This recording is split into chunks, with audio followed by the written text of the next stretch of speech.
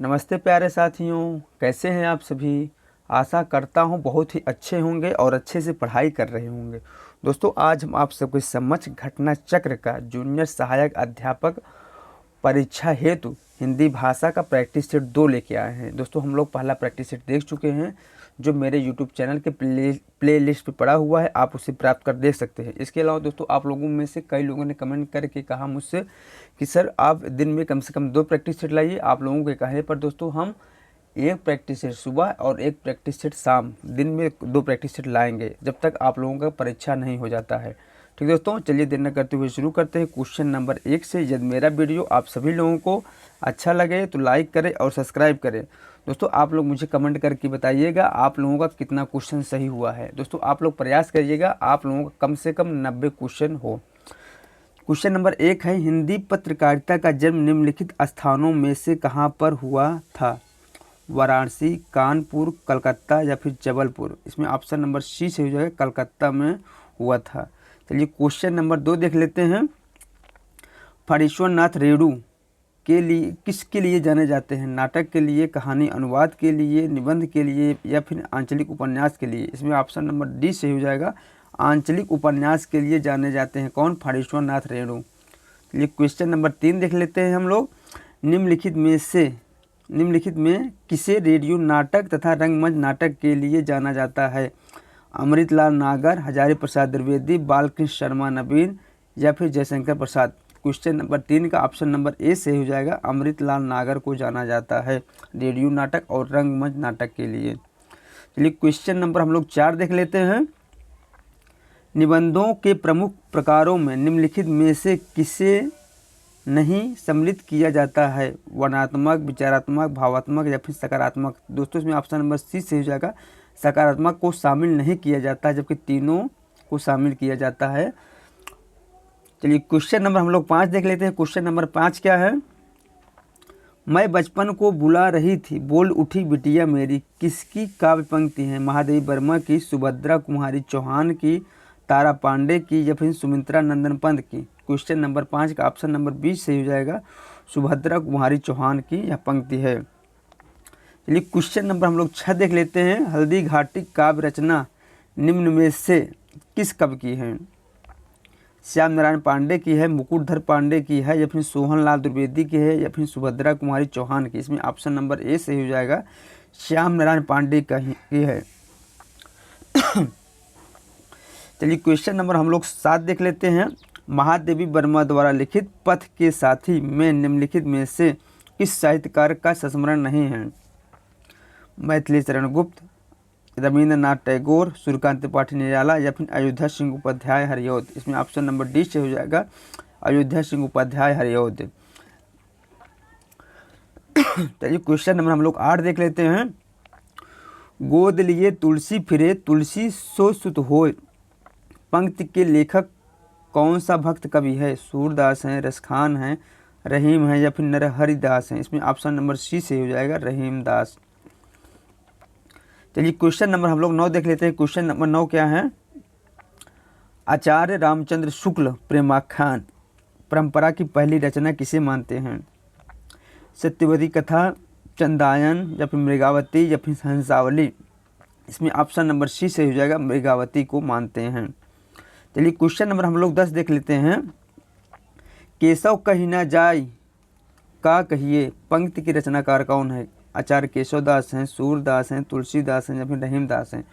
Question number 9 और 10 का option number C से हो जाएगा, तुलसीदास की यह पंक्ति है। क्वेश्चन नंबर हम लोग 11 देख लेते हैं। निम्नलिखित का पंक्ति किस रचनाकार की है? प्रभु जी तुम दीपक हम बाती, जाकी ज्योति बरे दिन राती। नानक देव की, कबीर की, रैदास की या फिर दादू दयाल की। ऑप्शन नंबर क्वेश्चन नंबर 11 का ऑप्शन नंबर सी से हो जाएगा, यह पंक्ति रैदास की है। चलिए क्वेश्चन नंबर हम लोग 12 देख लेते हैं। आधुनिक एकांकी के जनक माने जाते हैं? उदय शंकर भट्ट, जयशंकर प्रसाद, रामकुमार वर्मा, जगदीश चंद्र माथुर। क्वेश्चन नंबर 12 का ऑप्शन नंबर सी से हो जाएगा, रामकुमार वर्मा आधुनिक एकांकी के जनक माने जाते हैं। क्वेश्चन नंबर 13 है, छार उठाए लीन एक मुट्ठी, दीन उड़ाए पर थीमी झूठी। यह पंक्ति किस ग्रंथ से ली गई है? पद्मावत से, चंदायन से, आखिरी कलाम से या फिर रामचरितमानस से। क्वेश्चन नंबर 13 का ऑप्शन नंबर ए सही हो जाएगा, पद्मावत से यह पंक्ति ली गई है। चलिए क्वेश्चन नंबर हम लोग 14 देख लेते हैं। नाथ संप्रदाय में हठ योग का क्या अर्थ है? कठिन साधना, अडिग योग साधना, हठ पूर्वक योग, या फिर हा का अर्थ सूर्य और ठा का अर्थ चंद्र, दोनों का योग हठ योग। दोस्तों अपने ऑप्शन नंबर डी से हो जाएगा, दोनों के योग से हठ योग बना है। चलिए क्वेश्चन नंबर हम लोग 15 देख लेते हैं। क्वेश्चन नंबर 15 क्या है? ब्राह्मण पत्रिका का संबंध निम्न में से किससे है? प्रताप नारायण मिश्र से, बालकृष्ण भट्ट से, या फिर बाल मुकुंद गुप्त से, या फिर राधा चरण गोस्वामी से। दोस्तों क्वेश्चन नंबर 15 का ऑप्शन नंबर ए सही हो जाएगा, प्रताप नारायण मिश्र। चलिए क्वेश्चन नंबर हम लोग 16 देख लेते हैं। निम्नलिखित में से कौन सी काव्यकृत राम कथा पर आधारित नहीं है? संबूक है, अग्निलीक है, या फिर संशय की एक रात है, या फिर महाप्रस्थान। इसमें ऑप्शन नंबर डी से हो जाएगा, महाप्रस्थान। दोस्तों महाप्रस्थान जो है यह महाभारत कथानक पर आधारित है, जिसके लेखक नरेश मेहता हैं। बाकी तीनों जो है दोस्तों वह राम कथा पर आधारित है। चलिए क्वेश्चन नंबर हम लोग 17 देख लेते हैं। निम्नलिखित प्रवृत्तियों में से एक प्रगतिवाद की प्रवृत्ति नहीं है?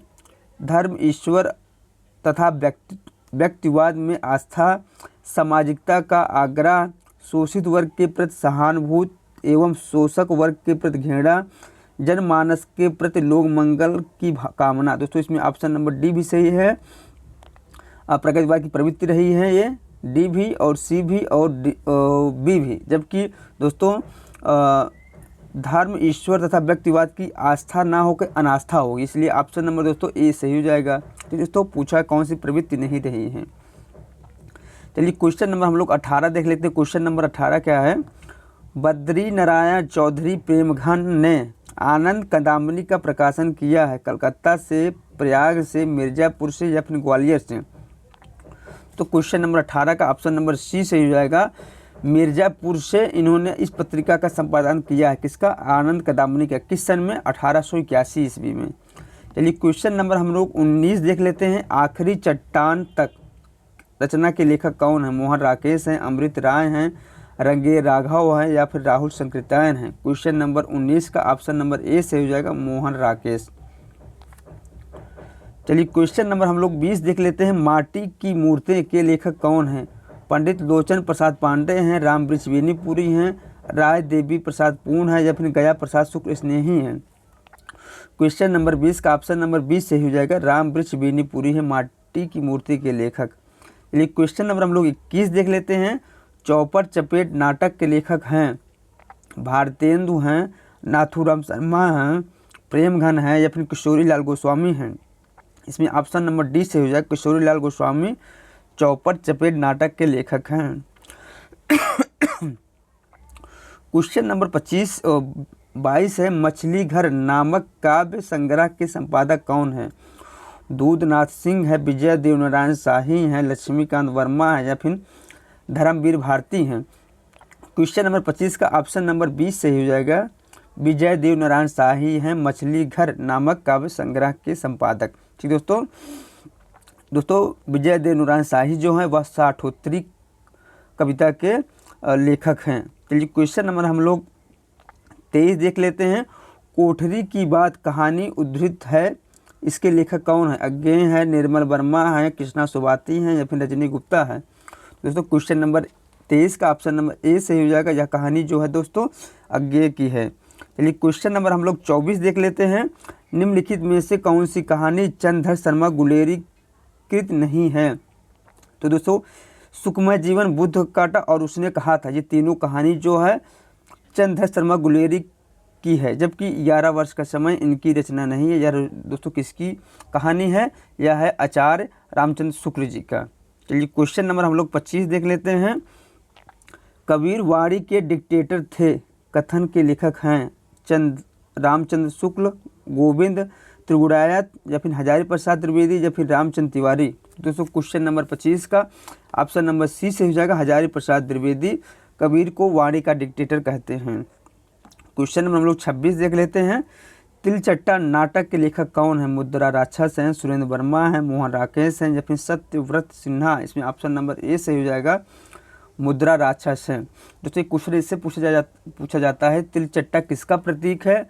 दोस्तों तिलचट्टा जो है वह यौन कुंठाओं का प्रतीक है। चलिए क्वेश्चन नंबर हम लोग 27 देख लेते हैं।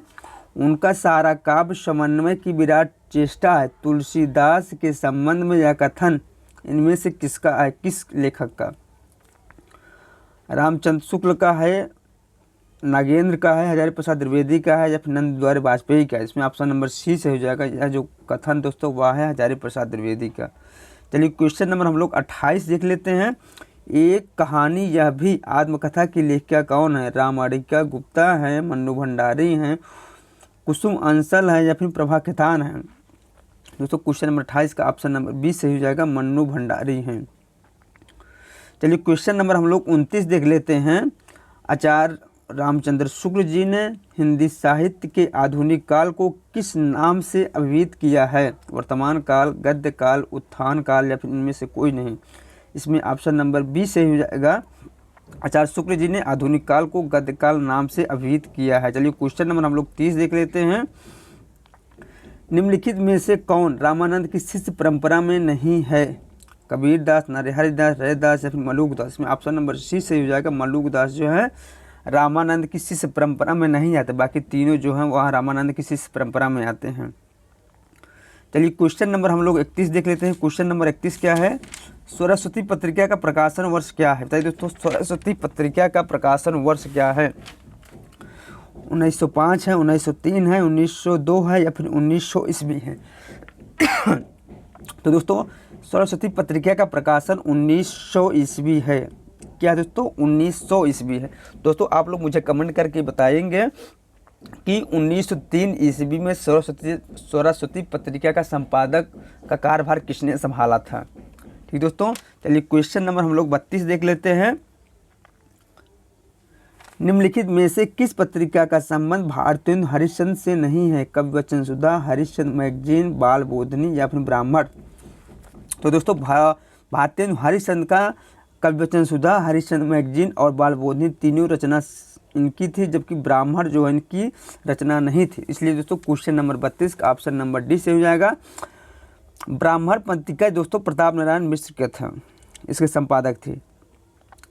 चलिए क्वेश्चन नंबर हम लोग 33 देख लेते हैं। निम्नलिखित में से कौन सी रचना रेखा चित्र है? पथ के साथी, श्रृंखला की कड़ियाँ, यामा या फिर दीप शिखा? तो क्वेश्चन नंबर 33 का ऑप्शन नंबर ए से हो जाएगा, पथ के साथी। क्वेश्चन नंबर 34 है। मुर्दहिया किस लेखक की आत्मकथा है? तुलसीराम की, ओम प्रकाश वाल्मीकि की, सूरजपाल चौहान की, जयप्रकाश कारदम की? क्वेश्चन नंबर 34 का ऑप्शन नंबर ए से हो जाएगा, तुलसीराम की आत्मकथा है। दोस्तों तुलसीराम एक दलित साहित्य निबंधकार हैं और दोस्तों आत्मकथाकार हैं। चलिए क्वेश्चन नंबर हम लोग 35 देख लेते हैं। कुछ आप बीती कुछ जग बीती संस्मरण के लेखक कौन हैं? बनारसी दास चतुर्वेदी हैं, राम वृक्ष बेनीपुरी हैं, हरिश्चंद्र हैं या फिर बद्री नारायण चौधरी प्रेमघन है? दोस्तों क्वेश्चन नंबर 35 का ऑप्शन नंबर सी से हो जाएगा, भारतेंद्र हरिश्चंद्र हैं। चलिए क्वेश्चन नंबर हम लोग 36 देख लेते हैं। नई कविता की प्रमुख प्रवृत्ति है क्या है? बौद्धिकता का प्राधान्य है, यथार्थवाद का अति आग्रह है, कुंठा, निराशा, संदेह की अभिव्यक्ति है या फिर उपयुक्त सभी है? तो दोस्तों क्वेश्चन नंबर 36 का ऑप्शन नंबर डी से हो जाएगा, उपरोक्त सभी जो है वह नई कविता की प्रमुख प्रवृत्ति रही है। चलिए क्वेश्चन नंबर हम लोग 37 देख लेते हैं। प्रिया नीलकंठी तथा निषाद बांसुरी किसके निबंध संग्रह हैं? रमेश चंद्र शाह के हैं, विद्यानिवास मिश्र के हैं, कुबेर नाथ राय के हैं या फिर श्री राम परिहार के हैं? इसमें ऑप्शन नंबर सी से हो जाएगा, कुबेर नाथ राय के हैं। कुबेर नाथ राय की निबंध संग्रह है दोस्तों प्रिया नीलकंठी और निषाद बांसुरी। चलिए क्वेश्चन नंबर हम लोग 38 देख लेते हैं। क्वेश्चन नंबर 38 क्या है? निम्नलिखित में से कौन सा कवि रीतबद्ध परंपरा में है? दोस्तों निम्नलिखित में से कौन सा कवि रीतबद्ध परंपरा में है? बिहारी लाल, घनानंद, मतीराम या फिर आलम? तो दोस्तों क्वेश्चन नंबर 38 का ऑप्शन नंबर सी से हो जाएगा, मतीराम। मतीराम दोस्तों रीतबद्ध परंपरा के कवि हैं। दोस्तों इसके रीतबद्ध परंपरा के और कौन कवि हैं? चिंतामणि हैं, भिखारी दास हैं, देव हैं, पद्माकर हैं। जबकि दोस्तों बिहारी लाल जो है वह रीत सिद्ध परंपरा के कवि है। और बोधा ठाकुर आलम घरानंद द्विजदेव जो है वह रीतबद्ध परंपरा के कवि हैं, रीतकालीन संबंधित। चलिए क्वेश्चन नंबर हम लोग 39 देख लेते हैं। क्वेश्चन नंबर 39 क्या है? नागरी प्रचारी सभा के संस्थापकों में कौन नहीं थे? बाबू श्याम सुंदर दास, पंडित राम नारायण मिश्र, या फिर ठाकुर शिव प्रसाद सिंह, या फिर रामचंद्र वर्मा। इसमें ऑप्शन नंबर सी से हो जाएगा। रामचंद्र वर्मा जो है नागरिक प्रचारी सभा के संस्थापकों में नहीं थे, बल्कि बाकी जो तीनों हैं दोस्तों वह इनके संस्थापकों में थे। चलिए क्वेश्चन नंबर हम लोग 40 देख लेते हैं। क्वेश्चन नंबर 40 क्या है?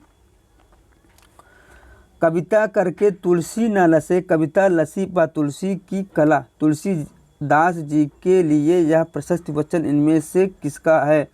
अयोध्या सिंह उपाध्याय हरिऔध का है, जगदम्बा प्रसाद हितैषी का है, नाभा दास का है, जगन्नाथ दास रत्नाकर का है। इसमें ऑप्शन नंबर ए से हो जाएगा। यह जो दोस्तों वचन है, एक स्टेटमेंट है, यह अयोध्या सिंह उपाध्याय हरिऔध का है तुलसीदास जी के संबंध में। चलिए क्वेश्चन नंबर हम लोग 41 देख लेते हैं। मैं रथ का टूटा हुआ पहिया हूँ लेकिन मुझे फेंको मत, ये किस कवि की पंक्तियाँ हैं? धर्मवीर भारती की, कुंवर नारायण की, नरेश मेहता की, या फिर सर्वश्रेष्ठ दयाल सक्सेना की। दोस्तों क्वेश्चन नंबर 41 का ऑप्शन नंबर ए से हो जाएगा। धर्मवीर भारती की यह रचना है। दोस्तों धर्मवीर भारती का यह दोस्तों जो कविता है टूटा पहिया शीर्षक से लिया गया है। चलिए क्वेश्चन नंबर हम लोग 42 देख लेते हैं। सच्चा प्रेम वही है जिसकी तृप्त आत्मबल पर निर्भर हो, त्याग बिना निष्प्राण प्रेम है, करो प्रेम पर प्राण निछावर। इन पंक्तियों के रचयिता कौन है? माखनलाल चतुर्वेदी, बालकृष्ण शर्मा, नवीन नरेश त्रिपाठी, या फिर श्रीधर पाठक। तो दोस्तों क्वेश्चन नंबर 42 का ऑप्शन नंबर सी से हो जाएगा। राम नरेश त्रिपाठी की यह पंक्तियां हैं। चलिए क्वेश्चन नंबर हम लोग 43 देख लेते हैं। वह सफ़र था कि मुकाम था, कृत की लेखिका कौन है? मैत्री पुष्पा है, मृदुला गर्ग है, प्रिया उषा प्रिवंदा है, या फिर प्रभा खेतान। इसमें ऑप्शन नंबर ए से हो जाएगा। मैत्री पुष्पा की है ये। चलिए क्वेश्चन नंबर हम लोग 44 देख लेते हैं। इनमें से कौन सा गलत कथन है? एक, विकास तथा प्रयोग दृष्टि से, विकास तथा प्रयोग क्षेत्र की दृष्टि से बोली का रूप भाषा से छोटा होता है। दोस्तों बिल्कुल भाषा से छोटा होता है। रूप रचना की दृष्टि से बोली पूर्णतः विकसित होता है। दोस्तों पूर्णतः विकसित नहीं होता है। क्यों? बल्कि दोस्तों यह भाषा का अल्प विकसित रूप होता है। क्या बोली दोस्तों? भाषा का अल्प विकसित रूप होता है। इसलिए ऑप्शन नंबर दोस्तों 20 सही हो जाएगा क्वेश्चन नंबर 44 का। चलिए क्वेश्चन नंबर हम लोग 45 देख लेते हैं। क्वेश्चन नंबर 45 क्या है? निम्नलिखित आधुनिक भाषाओं में से किसका संबंध अपभ्रंश की पैशाची बोली से है? राजस्थानी, गुजराती, पंजाबी, या फिर बंगाली। तो क्वेश्चन नंबर 45 का ऑप्शन नंबर क्या सही हो जाएगा? सी सही हो जाएगा। ठीक दोस्तों, क्या सही होगा? सी सही हो जाएगा। चलिए क्वेश्चन नंबर हम लोग 46 देख लेते हैं। हिंदी की कितनी उपभाषाएं हैं? 2 हैं, 3 हैं, 4 हैं, या फिर 5 हैं? हिंदी की 5 उपभाषाएं हैं। कौन कौन सी है? पश्चिमी हिंदी, राजस्थानी हिंदी, पूर्वी हिंदी, बिहारी हिंदी और पहाड़ी हिंदी। क्वेश्चन नंबर 47 है। राजभाषा आयोग के प्रथम अध्यक्ष कौन थे? बाल गंगाधर तिलक, मुंशी अयंकर, या फिर बीजी खेर, या फिर बाबा काका साहेब कालेकर। इसमें ऑप्शन नंबर सी से हो जाएगा। बीजी खेर जो है राजभाषा आयोग के प्रथम अध्यक्ष थे। क्वेश्चन नंबर हम लोग 48 देख लेते हैं। हिंदी की वैज्ञानिक और तकनीकी शब्दावली मूलतः किस भाषा की शब्दावली का अनुवाद है? बताइए दोस्तों, हिंदी की वैज्ञानिक तथा तकनीकी शब्दावली मूलतः किस भाषा की शब्दावली का अनुवाद है? फारसी का, अंग्रेजी का, संस्कृत का, या फिर उर्दू का। इसमें ऑप्शन नंबर 20 से हो जाएगा अंग्रेजी का। चलिए क्वेश्चन नंबर हम लोग 49 देख लेते हैं। निम्नलिखित भाषा की प्रमुख प्रवृत्ति कौन सी है? दोस्तों इनमें से एक भाषा की प्रमुख प्रवृत्ति कौन सी है? सरलता से क्लिष्टता की ओर, जटिलता से सरलता की ओर, भावों से विचारों की ओर, या फिर विचारों से भावों की ओर। तो इसमें ऑप्शन नंबर 20 से हो जाएगा जटिलता से सरलता की ओर।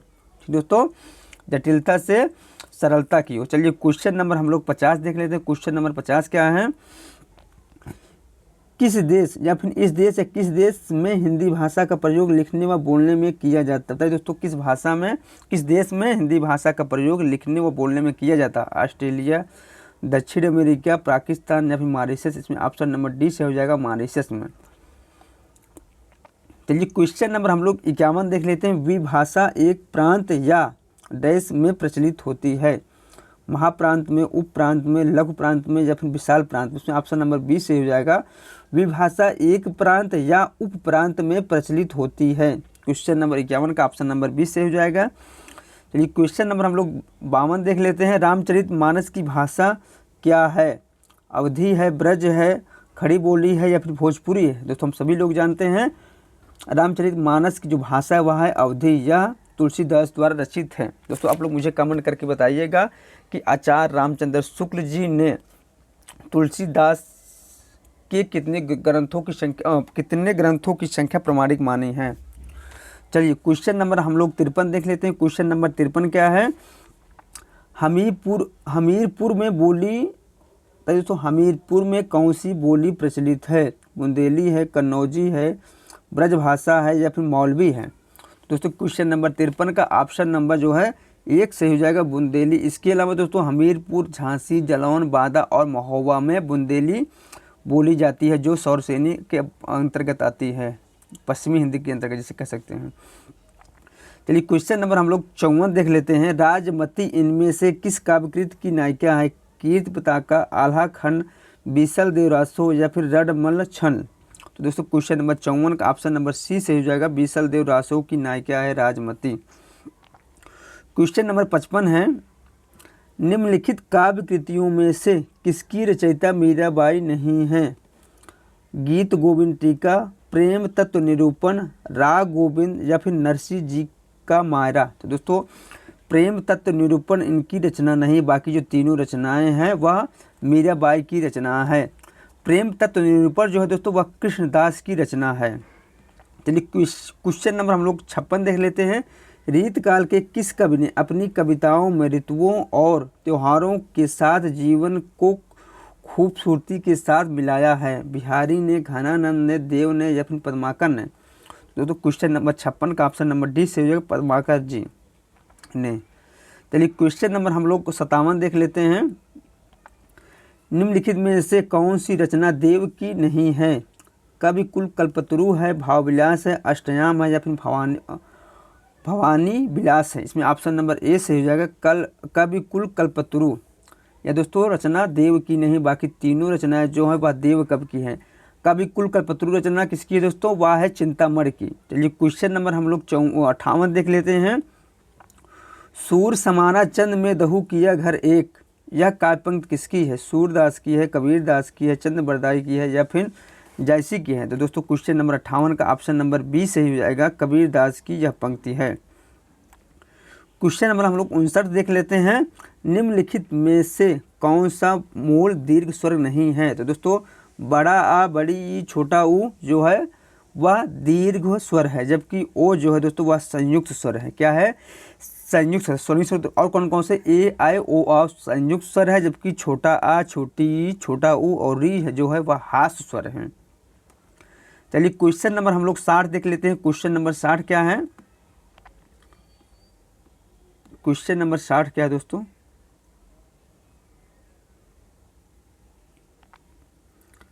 निम्नलिखित में से शुद्ध शब्द छांटना है हमें। इसमें से कौन सा एक शुद्ध है? नहीं दोस्तों इसमें से सब शुद्ध शब्द जो है दोस्तों वह है अधीन। ठीक दोस्तों कौन सा है? अधीन। बाकी तीनों जो है वह अशुद्ध शब्द हैं। चलिए क्वेश्चन नंबर हम लोग 61 देख लेते हैं। क्वेश्चन नंबर 61 क्या है?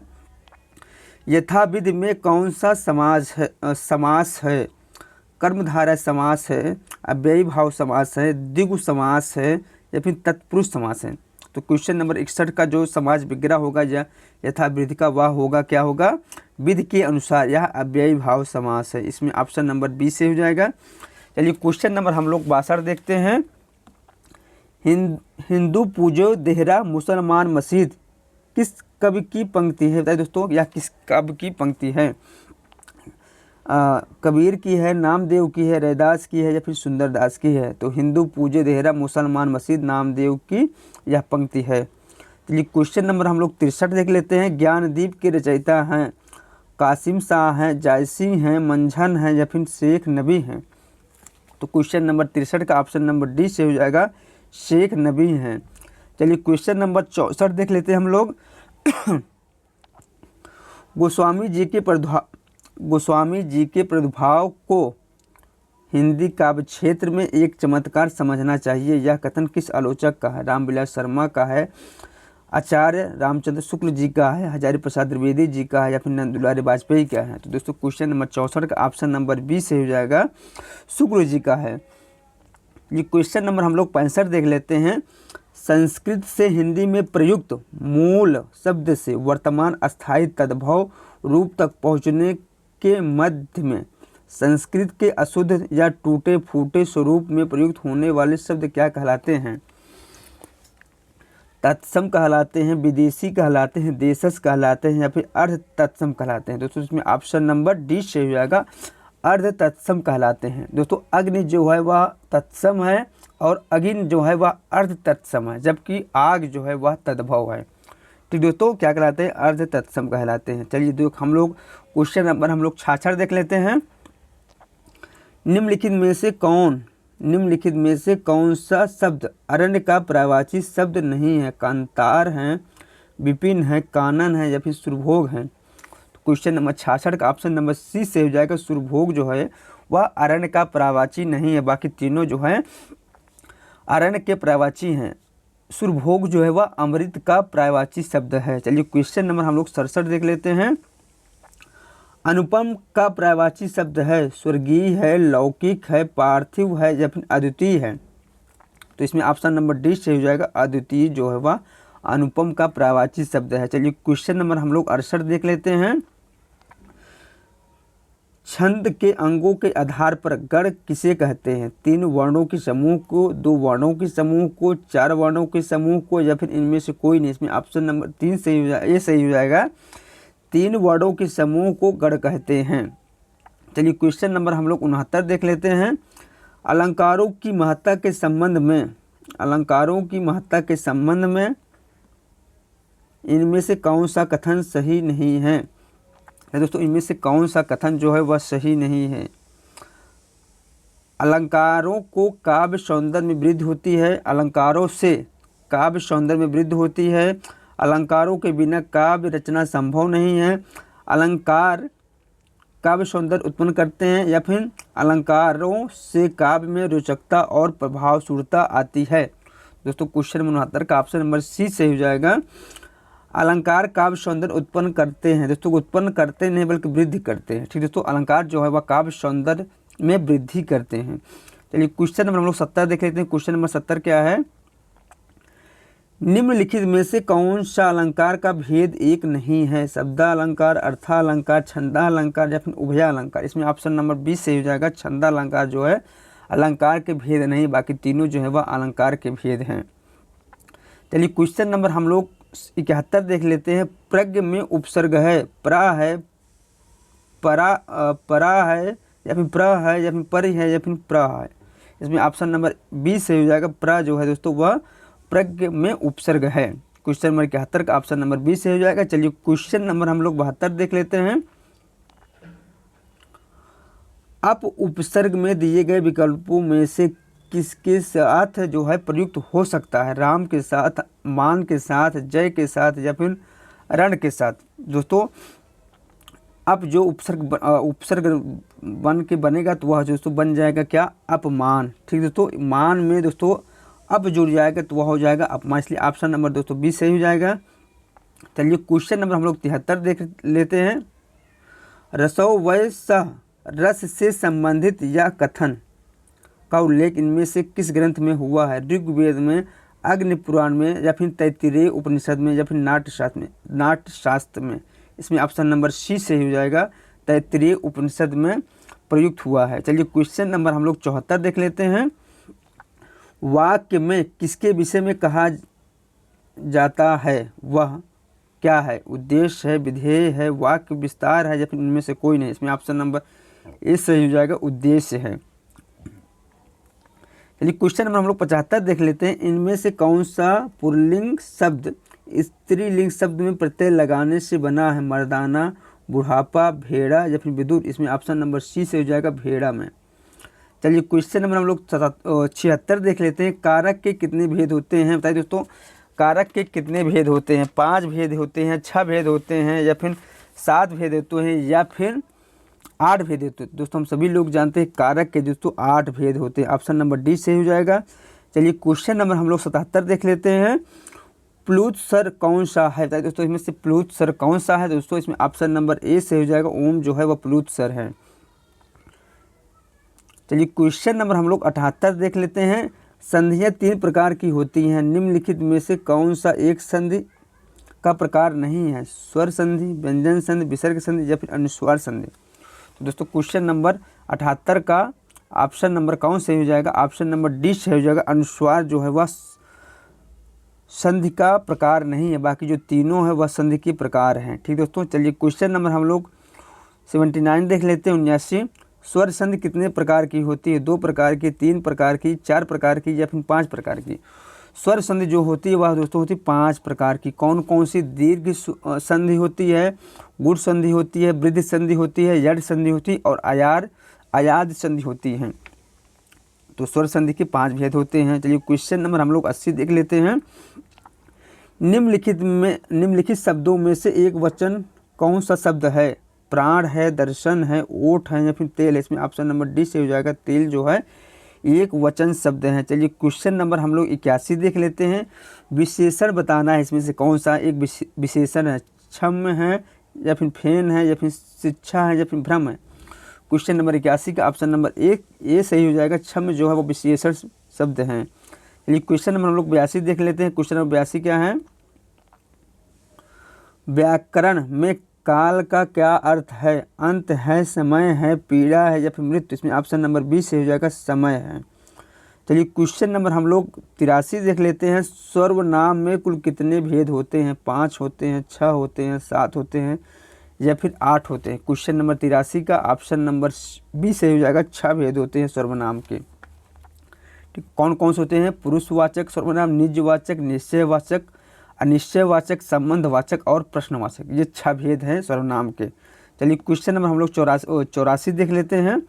दोहा छंद में यति कहाँ होती है? छंद के अंत में, छंद के अंत में, चरण के अंत में, 24 मात्राओं के बाद या फिर इनमें से कोई नहीं? इसमें ऑप्शन नंबर बी से होगा। छंद जो है वह चरण के अंत में होते हैं। चलिए क्वेश्चन नंबर हम लोग 85 देख लेते हैं।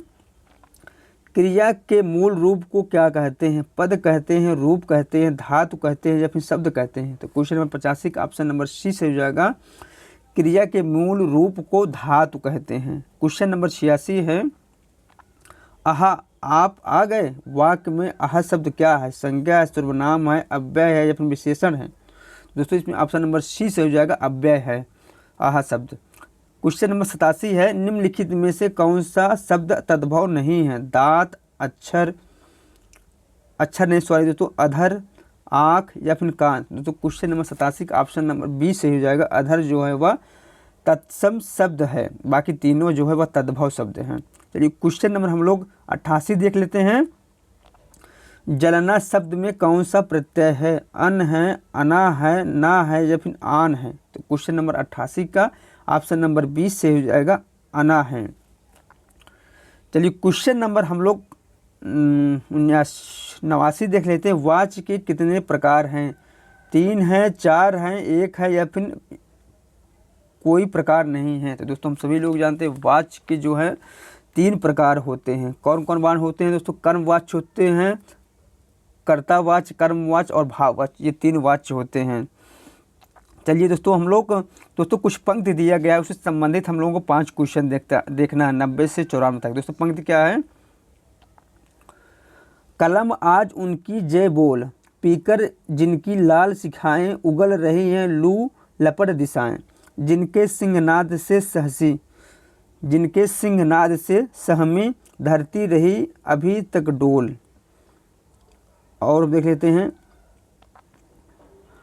अंध चकाचौध का मारा, क्या जाने इतिहास बेचारा, साक्षी है जिनकी महिमा के सूर्य चंद्र भूगोल खगोल। दोस्तों यह पंक्ति है। दोस्तों इस पंक्ति के आधार पर हम लोगों को क्वेश्चन देखना है। क्वेश्चन 90 है, कलम से किसकी जय बोलने का आग्रह किया गया है। तो दोस्तों कलम से जो है शहीदों की, इतिहासकारों की, सूर्य की या फिर चंद्र की। दोस्तों इसमें ऑप्शन नंबर ए से हो जाएगा शहीदों की जय बोलने का आग्रह किया गया है। चलिए क्वेश्चन नंबर हम लोग 91 देख लेते हैं। क्वेश्चन नंबर 91 क्या है, उपयुक्त पद्यांश में कौन सा काव्य गुण है। प्रसाद काव्य गुण है, माधुर काव्य गुण है, ओज गुण है या फिर इनमें से कोई नहीं। तो क्वेश्चन नंबर 91 का ऑप्शन नंबर सी से जगह ओज गुण है। कौन सा गुण है, ओज गुण है। चलिए क्वेश्चन नंबर हम लोग 92 देख लेते हैं। उपयुक्त पद्यांश में अंध चकाचौंध का मारा किससे कहा गया है। सूर्य, चंद्र तथा खगोल को, शहीदों को, कलम को या फिर इतिहास को। तो क्वेश्चन नंबर 92 का ऑप्शन नंबर डी से इतिहास को कहा गया है, अंध चकाचौंध का मारा। चलिए क्वेश्चन नंबर हम लोग 93 देख लेते हैं। उपयुक्त पद्यांश में साक्षी किसे माना गया था। तो उपयुक्त पद्यांश में साक्षी किसे माना गया है। तो दोस्तों साक्षी किसे माना गया है, सूर्य, चंद्र और भूगोल तथा खगोल को साक्षी माना गया। इसमें ऑप्शन नंबर सी से हो जाएगा। चलिए क्वेश्चन नंबर हम लोग 94 देख लेते हैं। उपयुक्त पद्यांश का उचित शीर्षक क्या हो सकता है। कमल आज उनकी जय बोल, सूर्य चंद्र भूगोल तथा खगोल, इतिहास साक्षी है या फिर अंध चकाचौंध। इसमें दोस्तों ऑप्शन नंबर 94 का ए हो जाएगा, कमल आज उनकी जय बोल। दोस्तों कलम आज उनकी जय बोल जो है इसका सही ऑप्शन हो जाएगा। चलिए क्वेश्चन नंबर हम लोग 95 देख लेते हैं। निम्न में से संज्ञा शब्द है, यह है, जीना है, पहाड़ है या फिर पुराना है। इसमें ऑप्शन नंबर सी से हो जाएगा, पहाड़ जो है संज्ञा शब्द है। क्वेश्चन नंबर 96 हम लोग देख लेते हैं। इनमें से कौन सा शब्द अरुण का समानार्थी नहीं है। सूर्य का सारथी, कुमकुम या फिर बिंबा फल। इसमें ऑप्शन नंबर डी से हो जाएगा, बिंबा फल जो है अरुण का पर्यायवाची नहीं है, बाकी जो तीनों है वह अरुण का पर्यायवाची शब्द हैं। चलिए क्वेश्चन नंबर हम लोग 97 देख लेते हैं। अज्ञ का अर्थ क्या है, जो कुछ भी नहीं जानता हो, जो सब कुछ जानता हो, जो बहुत थोड़ा जानता हो या जो जानता भी हो और नहीं भी जानता हो। दोस्तों क्वेश्चन नंबर 97 का ऑप्शन नंबर ए सही हो जाएगा, जो कुछ भी न जानता हो अज्ञ का अर्थ है। चलिए क्वेश्चन नंबर हम लोग 98 देख लेते हैं। लोक में प्रचलित उक्त जिसका मूल अर्थ बना रहता है और स्वतंत्र रूप से उनका प्रयोग भी किया जाता है, दिए गए विकल्पों में से सही उक्त का चयन करें। लोकोक्ति है, मुहावरा है, विशेषण है या फिर सर्वनाम। इसमें ऑप्शन नंबर ए सही हो जाएगा, लोकोक्ति है। चलिए क्वेश्चन नंबर हम लोग 99 देख लेते हैं। अभिज्ञ का विलोम क्या होगा, अज्ञ होगा, तज्ञ होगा, प्रज्ञ होगा या फिर चतुर होगा। क्वेश्चन नंबर 99 का ऑप्शन नंबर ए सही हो जाएगा, अभिज्ञ का विलोम जो है वह अज्ञ होगा। चलिए क्वेश्चन नंबर हम लोग 100 देखते हैं और इस प्रैक्टिस सेट का हम दोस्तों लास्ट क्वेश्चन देखते हैं। आमरण में कौन सा समास है, बताइए दोस्तों। आमरण में कौन सा समास है, तत्पुरुष समास है, अव्ययी भाव समास है, द्वंद्व समास है या फिर द्विगु समास है। दोस्तों क्वेश्चन नंबर 100 का ऑप्शन नंबर जो है दोस्तों वह हो जाएगा कौन सा, बी से हो जाएगा, अव्ययी भाव समास है। इसका समास विग्रह होगा मरण तक। ठीक दोस्तों यह वीडियो यहीं समाप्त हो रहा है। इसके आगे हम कल मिलेंगे। यदि मेरा वीडियो आप सभी लोगों को अच्छा लगे तो लाइक करें और सब्सक्राइब करें। दोस्तों आप लोग मुझे कमेंट करके ज़रूर बताइएगा कि आप लोगों का कितना क्वेश्चन सही हुआ है। ठीक दोस्तों।